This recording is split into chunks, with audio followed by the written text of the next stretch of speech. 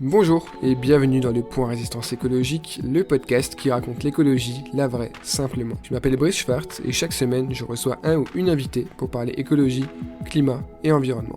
Nous explorons ensemble les solutions qui peuvent aider l'humanité à faire face à la plus grande crise de son histoire, sans greenwashing ni bullshit. Nous abordons les problématiques qui font du XXIe siècle le siècle des menaces et nous discutons des actions les plus réalistes, concrètes et efficaces. L'effondrement de la société a déjà commencé, la 6e extinction de masse est en cours et le changement climatique entraîne chaque année de nombreux dégâts, morts et réfugiés climatiques. Alors plus de temps à perdre, c'est maintenant ou jamais. Je te laisse directement avec l'invité de l'épisode et notre discussion. Salut Camille. Salut Brice. Merci d'avoir accepté l'invitation, bienvenue sur le Point Résistance écologique. Je suis ravi de pouvoir discuter avec toi aujourd'hui. Ça fait un moment que je suis ce que tu fais. Ça fait presque 2 ans, presque quand tu as commencé la vulgarisation sur les internets. Est-ce que tu peux commencer par te présenter en quelques mots, nous parler de toi, de ce que tu fais, de ton engagement? Alors très humblement, moi je suis un militant écolo, sensibilisateur écologique, donc je parle de climat, d'environnement sur mes réseaux sociaux et notamment, des questions d'effondrement, et surtout aussi des conséquences que pourrait avoir un effondrement. Un petit peu comme il est imaginé par certains, s'il avait lieu, à échelle globale. Donc un effondrement de société, de civilisation comme certains justement aiment le dire.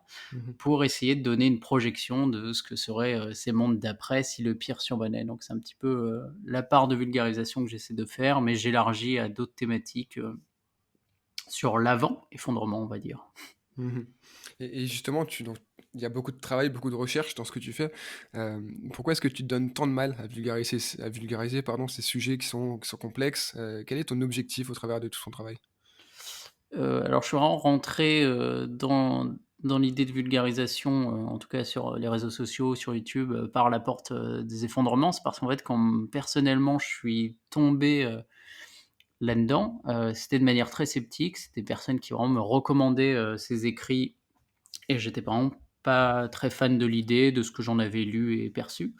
Et en fait, j'ai trouvé ces sujets super intéressants, mais assez mal compris par leurs détracteurs et pas forcément super bien traités également par ceux qui aimaient ces théories et ce qu'elles avaient à nous dire. Et je me suis dit qu'il y avait quand même un manque, il y a beaucoup de personnes, qui n'arrivaient pas du coup à se dire: du coup, quelles conséquences, c'est quoi par exemple une société qui s'effondre? C'est quoi les défis, auquel elle doit surmonter, comment elle se relève, à quoi ça peut ressembler.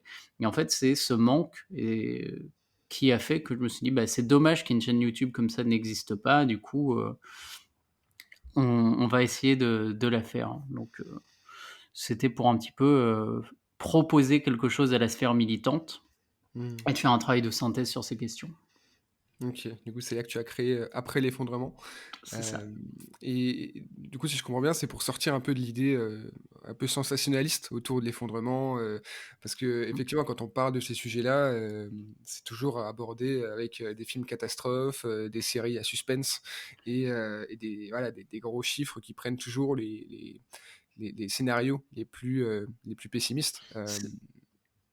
C'est ça, Vas-y. et pas uniquement par l'ordre catastrophiste. En fait, moi, ce qui m'inquiétait, c'est qu'il y a vraiment une vision très hollywoodienne de ce qu'est un effondrement, des gens qui courent partout, une violence banalisée.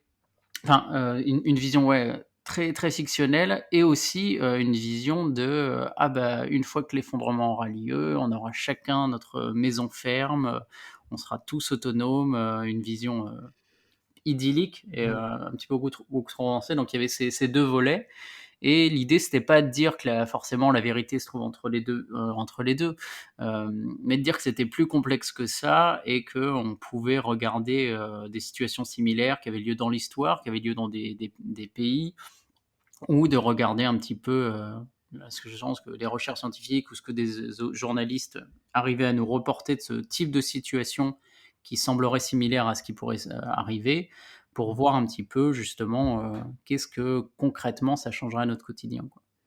Ok, très clair. Et du coup, on a un point commun, des compétences et une activité en lien avec la communication numérique. Est-ce que toi aussi, du coup, tu penses que ce genre de savoir-faire, de compétences, est indispensable, au moins très utile pour pouvoir avancer sur les combats écologiques et climatiques? Alors, bon, c'est indispensable à l'échelle du groupe, hein, parce qu'on doit se réapproprier, et utiliser tous les médias et canaux de communication disponibles.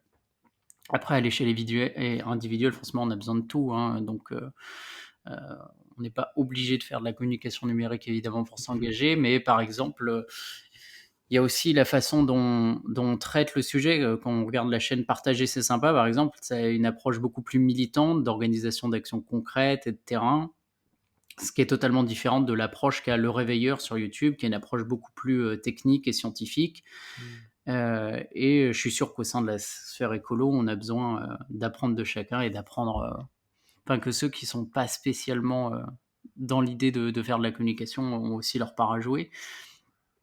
Mais voilà, en tout cas, on doit se réapproprier, ces vecteurs d'information et aussi aller chercher, un petit peu ceux, avec lesquels on a du mal à discuter. Ouais. Je pense par exemple, aux agriculteurs dans lequel il y a un fossé qui se creuse entre les écologistes et les agriculteurs. On a peut-être besoin justement, de passer par des nouveaux canaux de communication pour, entamer un dialogue, qui actuellement est un petit peu problématique, quoi. Mmh. Et ouais, ouais, c'est vrai et il y a aussi l'aspect, donner plus de visibilité, justement, tu le disais, en utilisant tous les canaux de communication et j'ai l'impression que, justement, si on voit ces dernières années que l'écologie au sens large, hein, sur les questions climatiques et cetera, atteint un public de plus en plus large et de plus en plus jeune notamment, c'est aussi parce qu'on va les chercher sur, sur YouTube, sur les réseaux sociaux, sur des articles et cetera. Alors que si on voulait se renseigner sur ces sujets il y a 10 ou 20 ans, il fallait prendre son courage à 2 mains et aller lire des articles, très complexes, qui n'avaient pas forcément été vulgarisés ou alors fallait vraiment bien chercher. Donc c'est aussi pour ça, je pense que c'est intéressant d'utiliser les canaux, les médias sociaux aujourd'hui, les médias, un peu, Mmh. dans l'air du temps et Mmh. numériques notamment. Bah, il y a un côté, à la fois forme, c'est-à-dire que oui, forcément on a diversifié, nos canaux de communication et également, il faut se rendre compte que l'écologie est en train de devenir, une culture politique et dominante. C'est-à-dire qu'on le voit, l'entièreté du spectre politique, se positionne sur Ouais. l'écologie, ce qui n'était pas le cas il y a quelques années. Toutes les entreprises quasiment ont une réflexion à minima de comment axer leur communication sur l'écologie. Et donc ça montre aussi que le discours écologique, il est prégnant, il devient dominant et que tout le monde, tous les acteurs sont plus ou moins forcés de gré ou de force à se positionner aussi dessus. Il y a aussi ça. Ouais, bah, il n'y a plus qu'à transformer ces discours, Mm, en action. c'est C'est ça. encore une autre histoire. Et du coup, j'aimerais bien savoir comment est-ce que tu travailles pour traiter un sujet de la manière la plus objective possible? Parce que c'est des sujets justement, on trouve un peu de tout et leur contraire, en fonction du spectre politique, mais pas seulement. Donc quand tu t'attaques à un sujet, par exemple, les villes, comment dire? La ville peut-elle être écologique, Mm. des sujets comme ça, comment tu fais quand tu te dis: «Je veux traiter ce sujet-là», d'où est-ce que tu pars pour être le plus dans la réalité? Alors après, je dirais pas que mon travail il est forcément objectif, forcément il y a une part de subjectivité. D'ailleurs certains aiment la chaîne parce qu'elle a un peu un sous-texte politique où on le voit sur mes réseaux sociaux, je cache pas de quel Mmh. bord politique je parle. Mais, en tout cas pour essayer d'objectiver on va dire un petit peu, et de se raccrocher en tout cas, la réalité. C'est assez complexe, mais en tout cas, des projections qui semblent vraisemblables. Après, je lis beaucoup, je mets de côté de plus en plus les sources à proprement journalistiques ou simplement littéraires. Alors même si parfois un livre, ça permet de mieux comprendre un auteur, à la façon dont il articule sa pensée, Mmh. mais je complète de plus en plus par vraiment des articles scientifiques, que des scientifiques me recommandent ou que je vois passer par, des personnes auxquelles je leur fais confiance sur leurs compétences et pas uniquement d'ailleurs des articles scientifiques, dans la branche, des sciences naturelles, hein, il y a aussi, tout le volet, sciences économiques et sociales. Mmh. Donc, j'essaye aussi d'avoir tout le temps, 1 ou 2 relecteurs, de manière à éviter de dire une bêtise qui finalement, heu, va être répétée. Je me soucie beaucoup de, à quel point on va prendre au sérieux ce que je dis. Alors j'essaie que ça soit le plus sérieux possible, Mmh. mais, je veux également, qu'on réalise les limites d'écouter une personne qui fait de la vulgarisation aussi sur Internet, quoi. Ouais, ouais, c'est clair. Et puis, il faut pas oublier que même si tu pendant un an, tu ne dis que des choses, très vérifiées, très claires, et cetera, et tu dis une seule bêtise après, au détour d'une phrase, Mm, et c'est sur ça qu'on va tomber dessus au final. aussi.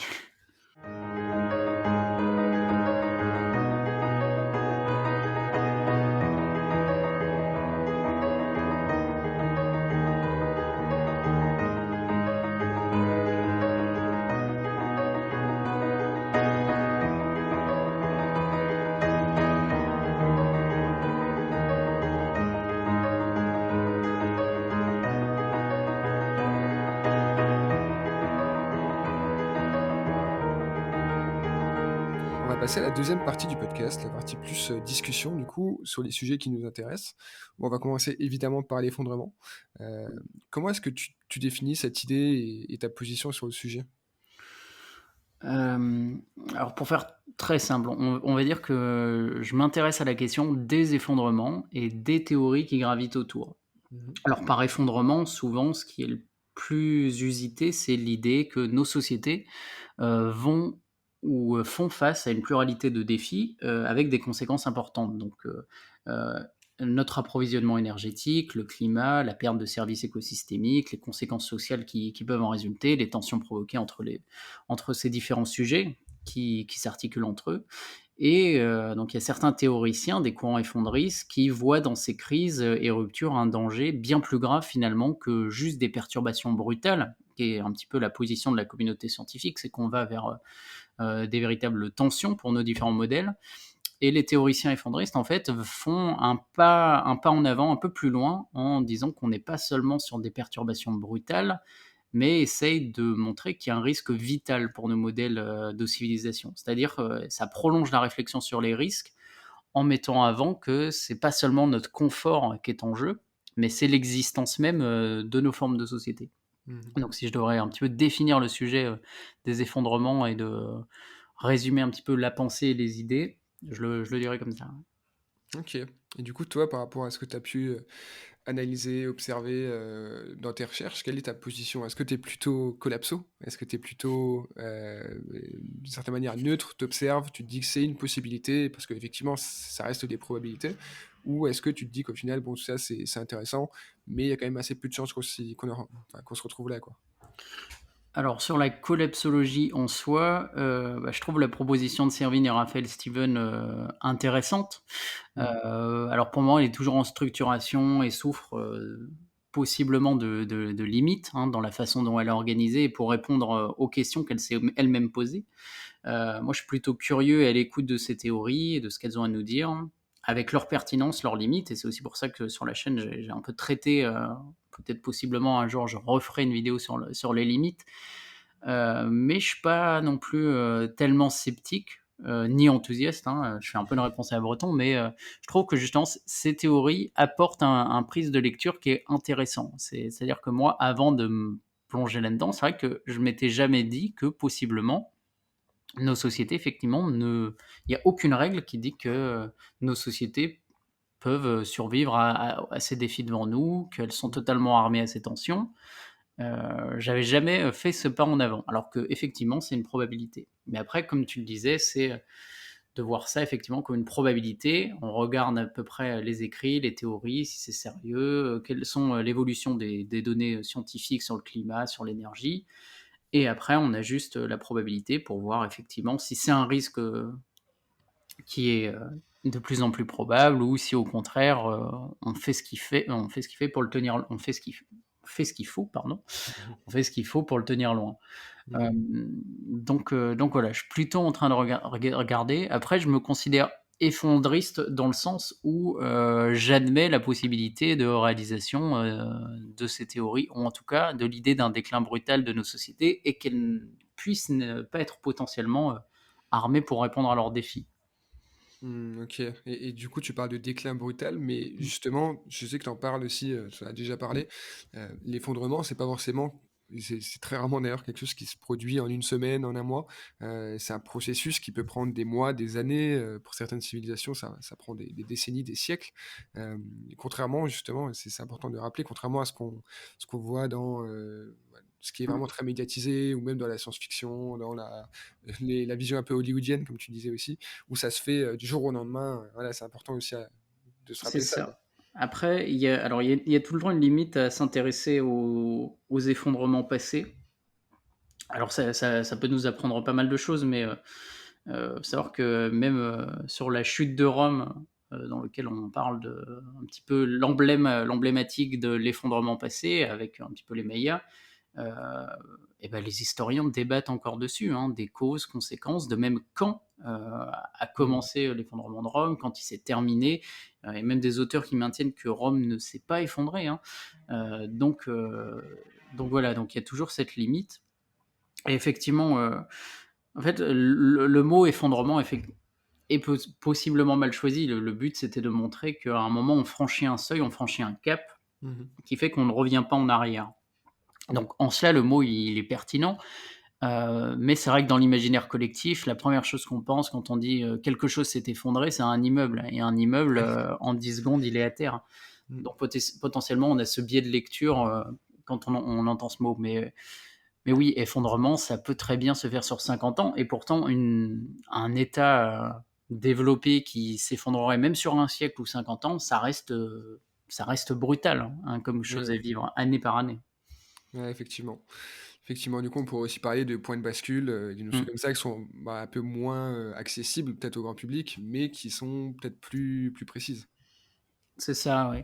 Ça s'articule, aussi autour de ces idées, ces moments de bascule où, en fait, on est persuadé que la situation s'amenuise, mais doucement, doucement et en fait, on franchit un moment où, tout s'accélère d'un seul coup Mmh.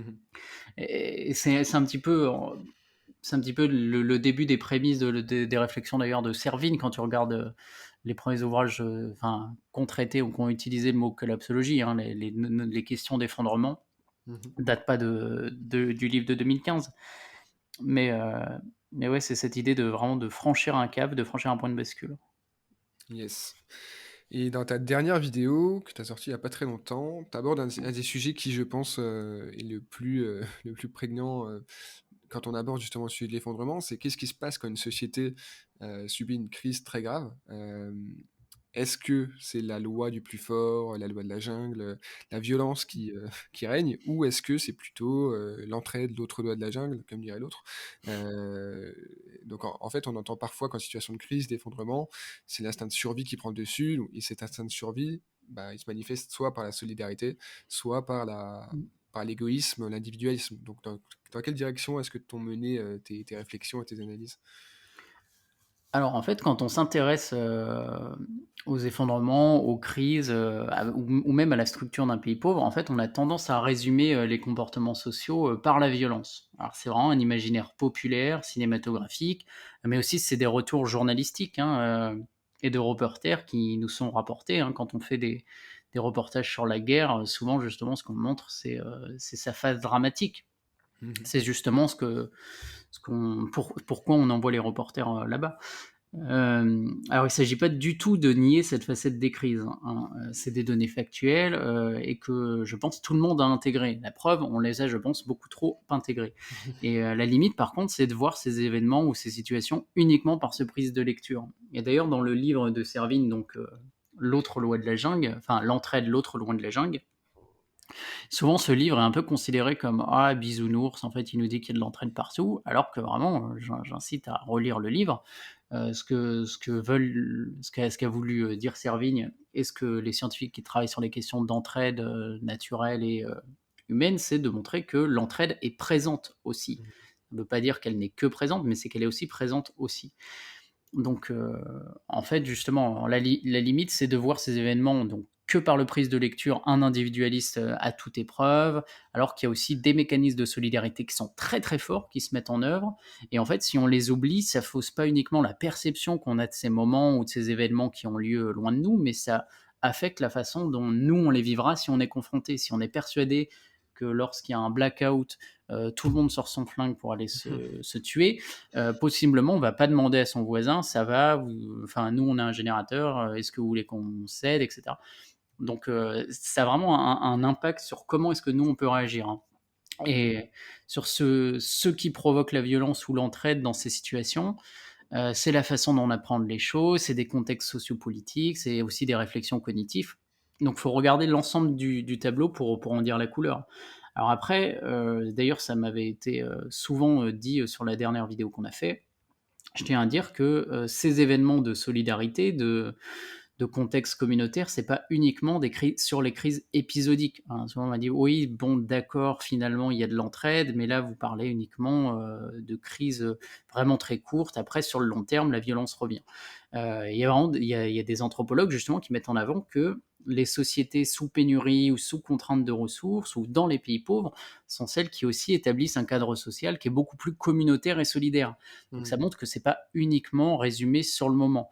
Heu, Ce genre d'événement, en fait, il est complexe. Il mêle vraiment 2 facettes qu'on croit souvent opposées, la violence et l'entraide, alors que dans ces situations, en fait, il y a vraiment un entremêlement des 2 et les 2 se radicalisent. Vraiment, il y a des solidarités beaucoup, beaucoup plus fortes et il y a des violences aussi beaucoup plus fortes. Il faut vraiment comprendre que les 2 ne sont pas antagonistes et qu'elles peuvent cohabiter.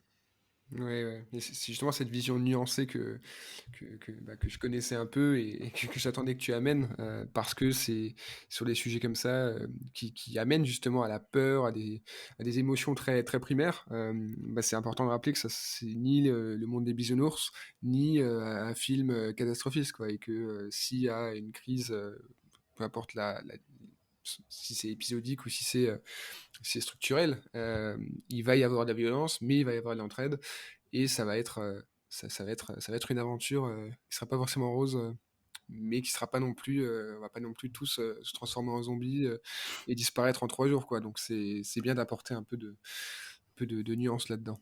Et c'est aussi, alors, je le disais sur la fin de la vidéo, en fait, le fait de réfléchir à ce sujet, ça permet aussi de réfléchir à comment est-ce qu'on met en place les mécanismes. En fait, il y a vraiment des mécanismes qui favorisent la violence et des mécanismes et des contextes sociopolitiques qui favorisent l'entraide.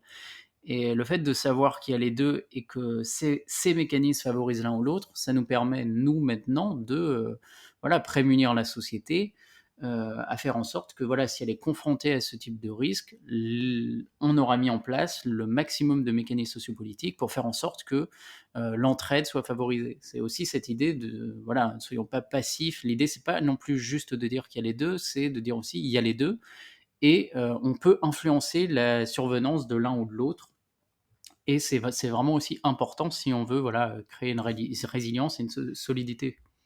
Ouais, ouais. OK. Merci pour ces sages paroles. On va passer sur un autre sujet qui est évidemment lié, mais qui est un peu moins, un peu plus, ancré dans la réalité, dans ce qui se passe actuellement. Aujourd'hui, si on veut avoir un impact, donc si on veut influencer positivement le monde, pour dire les choses un peu, avec grandiloquence, quelle est selon toi la meilleure solution pour s'engager? Alors est-ce que c'est communiquer autour de soi sur ses réseaux? Est-ce que c'est créer un projet comme un podcast, un blog, une chaîne YouTube et cetera? Rejoindre les mobilisations dans la rue? Hier encore, il y avait le retour Mmh. des marches climat, pour la marche pour une vraie loi climat, des mobilisations comme ça, il y en a de plus en plus. Est-ce que c'est créer une entreprise à impact positif? Est-ce que c'est exercer une activité pro qui sert la cause qu'on défend? Alors, selon toi, est-ce que c'est un peu de tout ça? Est-ce que c'est autre chose? Comment tu vois, l'engagement? Alors c'est très compliqué parce que je suis vraiment partagé dans le fait de savoir que, toute action est bonne à prendre et en même temps, je suis très sceptique de l'injonction à agir parce que c'est très compliqué. Je pense pas que de toute façon on a le loisir d'avoir qu'une seule flèche à notre arc, au vu de la situation.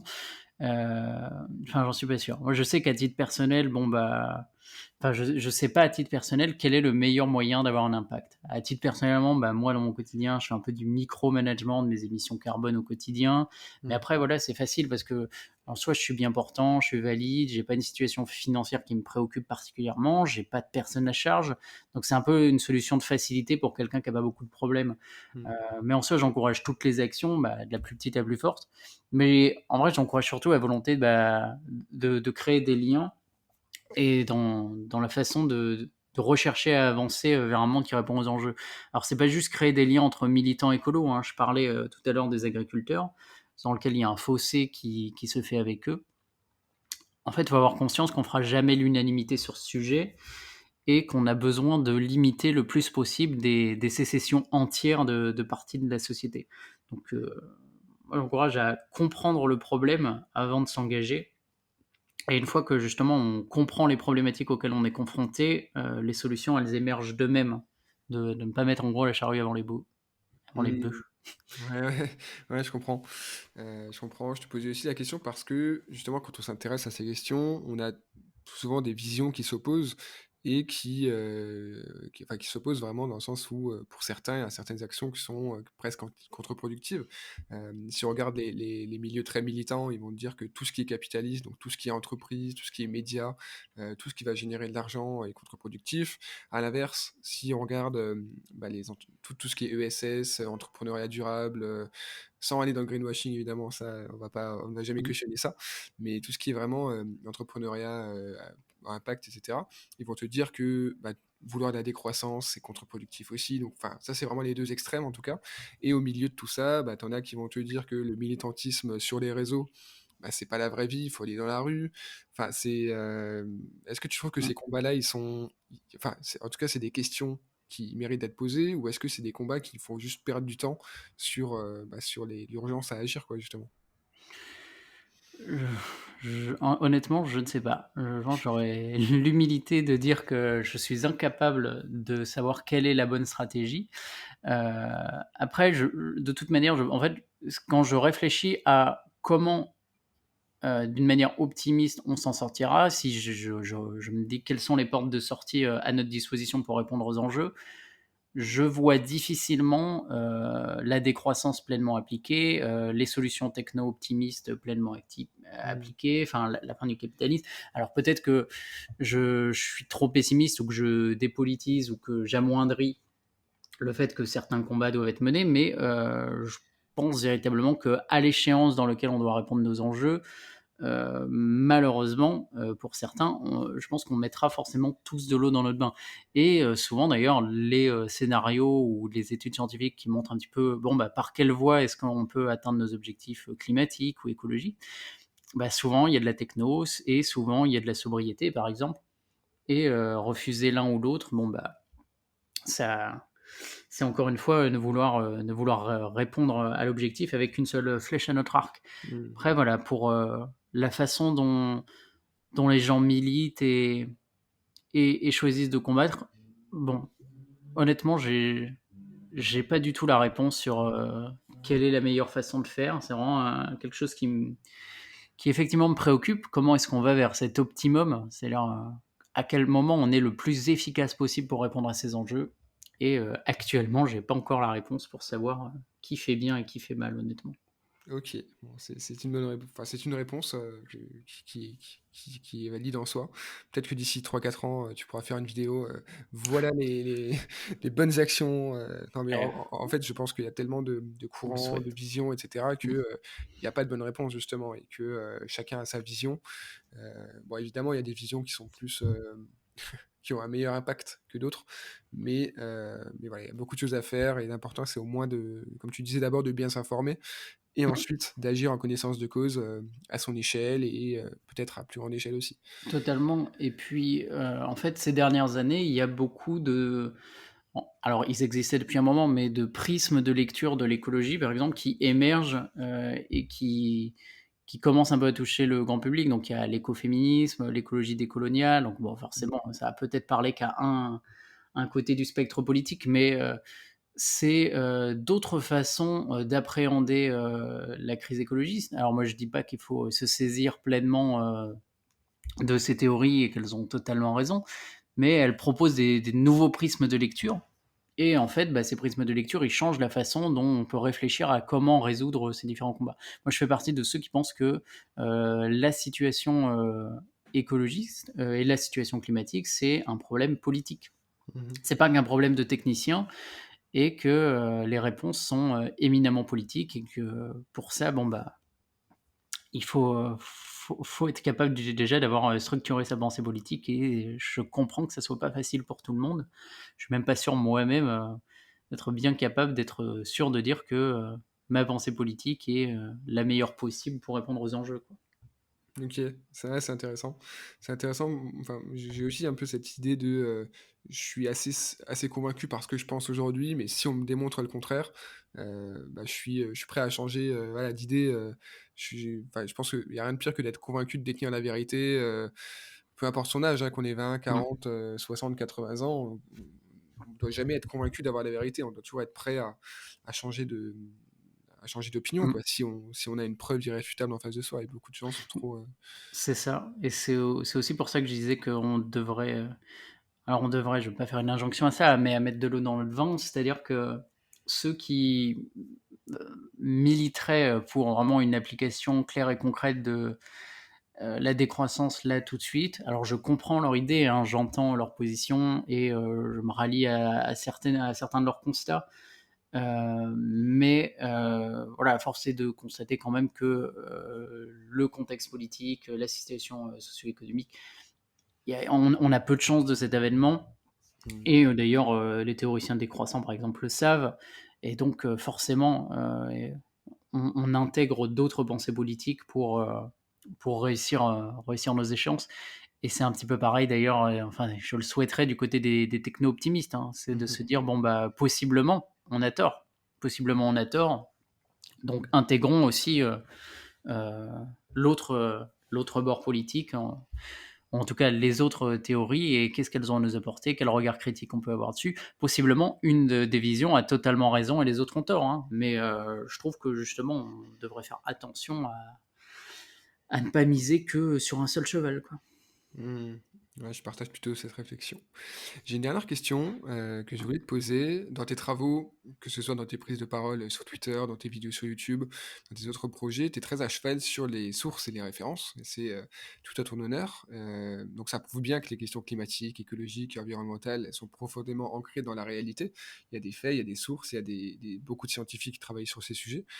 Mais pourquoi est-ce que du coup on voit un tel déni selon toi, que ce soit de la part des élus politiques justement, des dirigeants d'entreprises, du CAC 40 notamment, ou du grand public? Pourquoi est-ce que, tout le monde ne se dit pas: «Bon OK, il y a des preuves, donc c'est vrai»?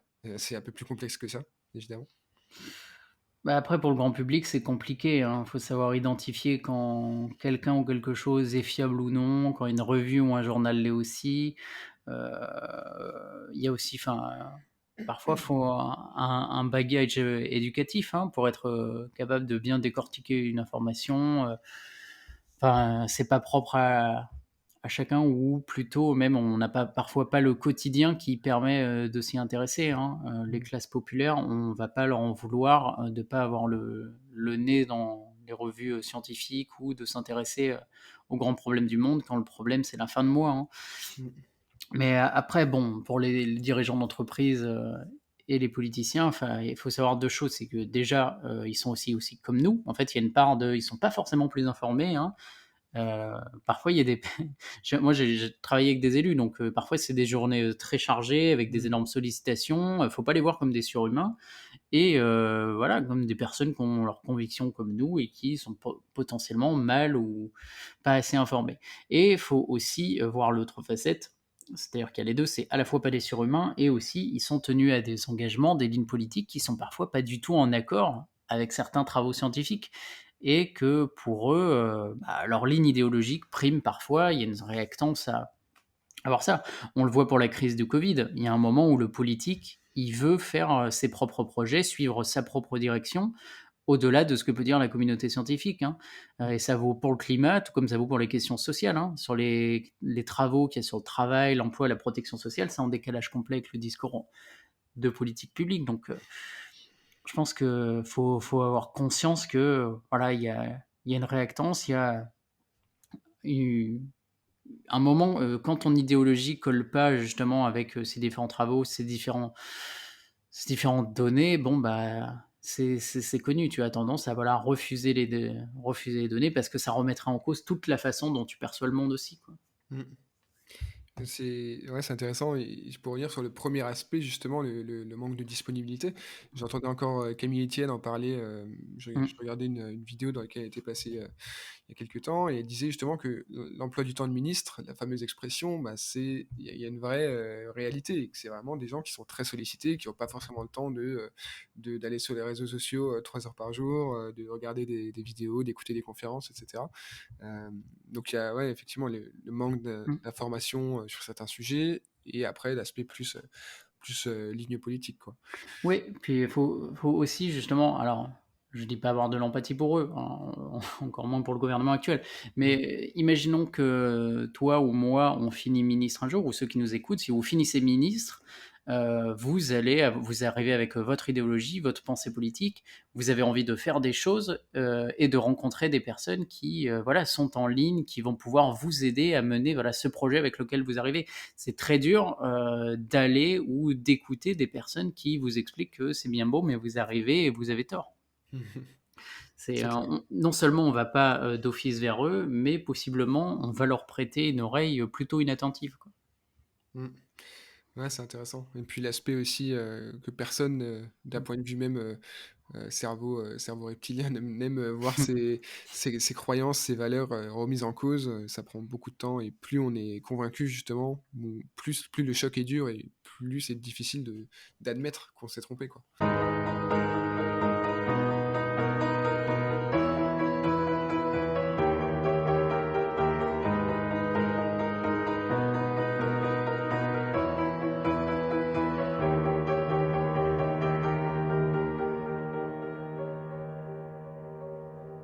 On va passer du coup à la dernière partie du podcast, les questions rituelles. Donc j'ai 5 questions à te poser, des questions que je pose à toutes et à tous les invités. La première, c'est quoi pour toi la résistance écologique? Alors la résistance écologique, je vais je pense que je vais reprendre une formule d'un livre que j'ai lu récemment, qui s'appelle «Les collapsologues et leurs ennemis». En fait, il y avait un petit extrait de citation que j'aimais bien. Heu, je pense que la résistance écologique, il s'agit pas de changer le monde. Parce qu'en fait, pour reprendre OSS, le monde, il bouge, il avance et en Mmh. fait, il change quoi qu'il arrive, avec ou sans nous. En fait, il s'agit de se réapproprier les changements du monde, de pas laisser justement une machinerie technopolitique nous emmener là où on ne veut pas aller. Heu, donc la résistance écologique, c'est se réapproprier la barre du navire, Mmh.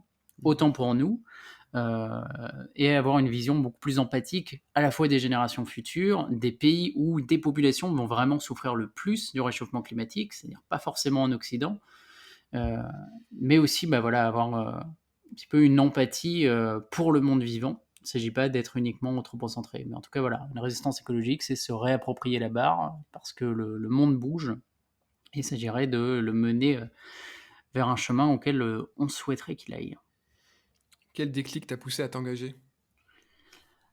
Alors c'est une histoire que je je raconte souvent, mais ce qui m'a vraiment marqué, ce qui a fait que je me suis vraiment plus engagé dans l'écologie, c'est, un jour où justement, moi je suis né le 9 avril et je suis né dans un petit village de montagne, dans les Alpes et où je voyais que justement dans mon village, il y avait pas du tout de neige et je suis retombé sur un album de famille et je voyais que tous les anniversaires, où j'étais petit, il y avait vraiment, facile 50, 1 mètre de neige dans mon village et je passais mes anniversaires à faire de la luge et ça m'a vraiment fait un déclic parce que ça faisait des années que j'avais pas vu de neige à cette période à mon village. Il faut savoir que les changements climatiques sont beaucoup plus visibles en montagne et encore, cette année d'ailleurs, il y a pas 1 centimètre de neige à mon village pour mon anniversaire.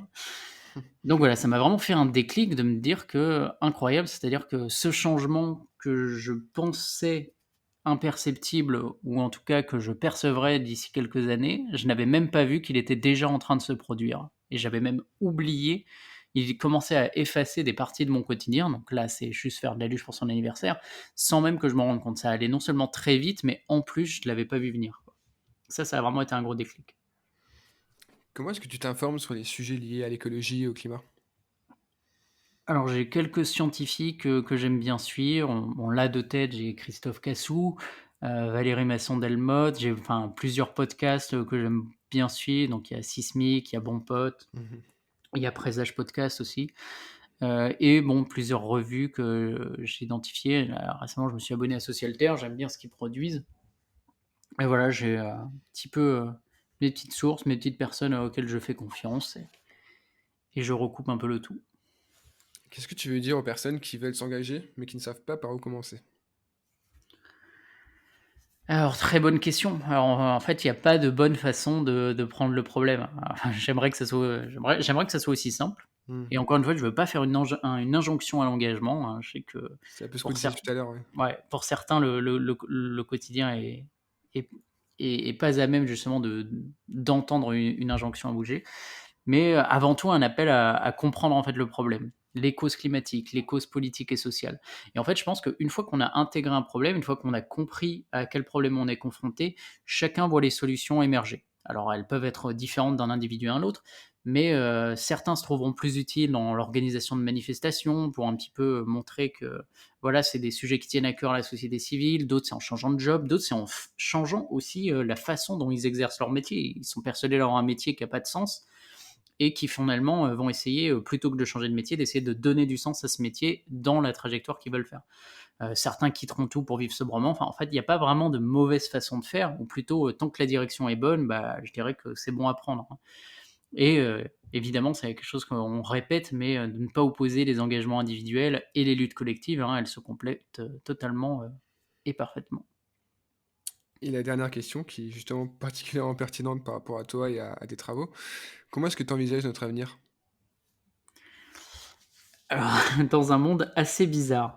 En fait, je pense qu'aujourd'hui, on est face à l'émergence de beaucoup d'exponentiels qui sont en train de se jouer. Entre des technologies qui vont vraiment bouleverser notre quotidien, que ce soit les IA, les algorithmes, enfin, il y a vraiment des technologies qui vont émerger et qui vont nous donner une impression de rentrer dans un monde futuriste. Et ça va aller de pair avec une façon exponentielle de voir émerger des crises énergétiques, des crises politiques et des crises climatiques.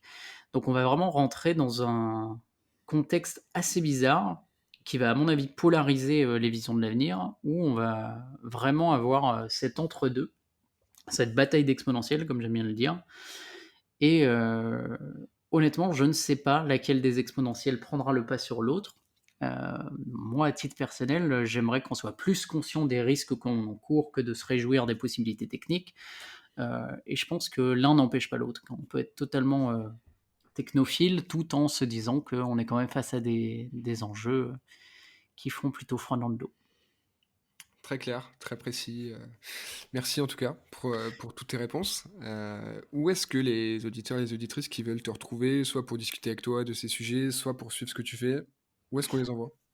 Alors, bah, merci à toi et bon, bah, alors, je vous invite à découvrir la chaîne YouTube, Après l'effondrement, et si vous voulez qu'on discute, alors moi je suis beaucoup plus actif sur Twitter que sur Facebook, où je suis plutôt accessible, où ma messagerie est ouverte, et puis bon, quand la pandémie se sera calmée, possiblement dans la région lyonnaise, prêt à boire un verre pour discuter avec quiconque pense que ça vaudra la peine.